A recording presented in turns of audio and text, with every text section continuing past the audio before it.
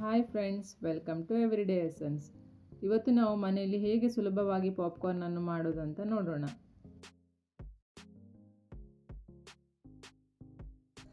ಮೊದಲಿಗೆ ಒಂದು ಕಡಾಯಿ ತೆಗೆದುಕೊಂಡು ಅದಕ್ಕೆ 4 ರಿಂದ 5 ಸ್ಪೂನ್ ಆಗುವಷ್ಟು ಎಣ್ಣೆಯನ್ನು ಹಾಕಿ. ಎಣ್ಣೆ ಕಾದ ನಂತರ ಅರ್ಧ ಕಪ್ ಆಗುವಷ್ಟು ಪಾಪ್ಕಾರ್ನ್ ಸೀಡ್ಸನ್ನು ಹಾಕಿ ಚೆನ್ನಾಗಿ ಮಿಕ್ಸ್ ಮಾಡಿ.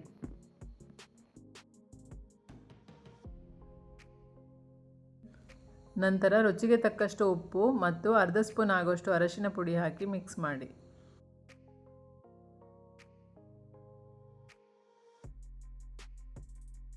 ಪಾಪ್ಕಾರ್ನ್ ಈಗ ಸಿಡಿತಾ ಇದೆ. ಲಿಡ್ ಕ್ಲೋಸ್ ಮಾಡಿ ಮೀಡಿಯಂ ಫ್ಲೇಮ್ನಲ್ಲಿ 5 ನಿಮಿಷ ಇಡಿ.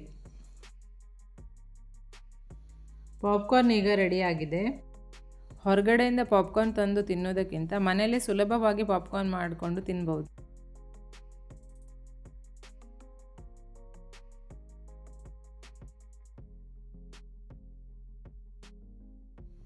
ಈ ರೆಸಿಪಿ ನಿಮಗೆ ಇಷ್ಟವಾದಲ್ಲಿ ಲೈಕ್, ಶೇರ್, ಸಬ್ಸ್ಕ್ರೈಬ್ ಮಾಡಿ. ಹೀಗೆ ನನ್ನ ರೆಸಿಪಿಯನ್ನು ನೋಡ್ತಾ ಇರಿ. Thank you.